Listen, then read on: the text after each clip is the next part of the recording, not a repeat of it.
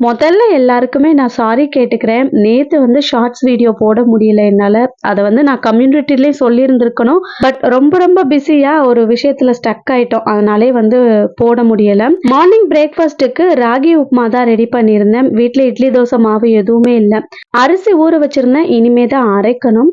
பக்கத்துல ஒரு nursery garden போயிருந்தோம். ஸோ அங்க வந்து செம்பருத்தி செடியும் மணி பிளான்ட்டும் வாங்கிட்டு வந்திருந்தேன். மணி பிளான்ட்ஸ்ல எக்கச்சக்க ரகம் இருக்கு. இது ஒரு ரக மணி பிளான்ட்.